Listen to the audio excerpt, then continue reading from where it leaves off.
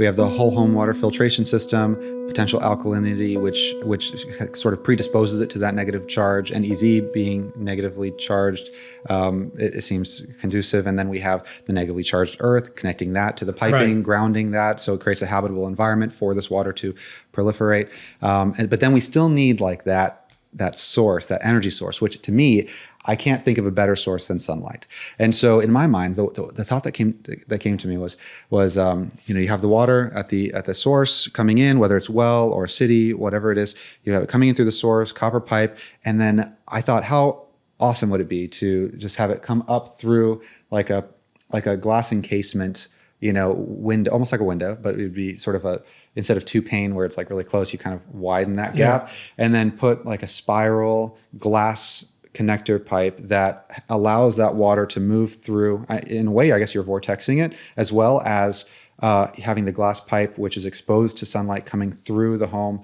And if you had to do that for long enough, I guess based on what you had mentioned, it should be a long enough flow that it sits in there for at least 3 minutes. It's exposed for potentially 3 minutes before it exits into the remainder of the house. In theory, I know that the glass can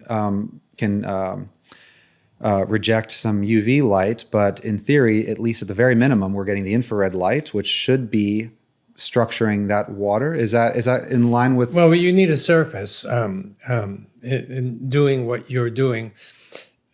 You'd have the glass, but you need a nucleating surface to grow the EZ.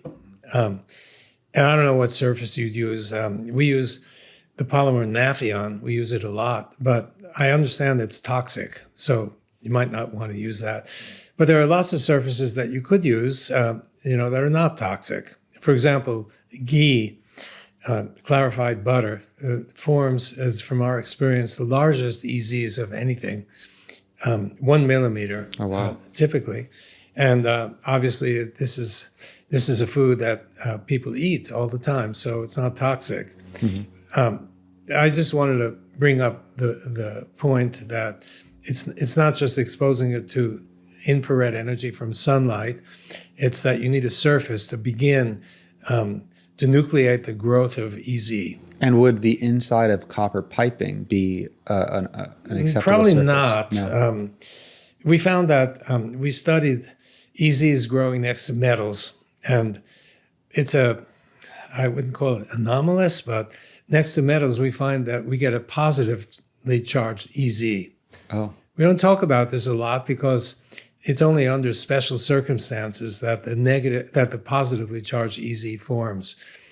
It's almost always negative, but next to metals, it's positive. So you wouldn't want positivity to build in your water supply. You want negativity to build. So I'd say that probably copper is not a good idea. Yeah, well, even if we do structure it at a source, but then flow that structured water through copper piping, if it's generating a positive EZ zone, then that's sort of counteracting the negative EZ zone that we're putting into it, right?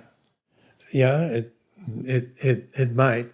All of this, needs to be tested. I can't remember if we studied copper particularly. We studied other metals, and they definitely build positively charged EZs. So yeah, copper might not be the best idea. Do any building materials come to mind that you've seen or studied or have tested yourself that is a good substrate or a good surface that EZ can build up? Like one that comes to mind is stone. I'm almost wondering if maybe there is an open-aired structuring mechanism that the water flows to it, and then it's stone, maybe it's a vortexing, element that structures it. Because if that's the case, I'm almost thinking that the structuring should happen at the fixture at that point, because we could make something unique at a fixture that structures it just before it comes out. Yeah, possibly. I think there are different stones. I'm trying to. We examined rose quartz was one that built EZ.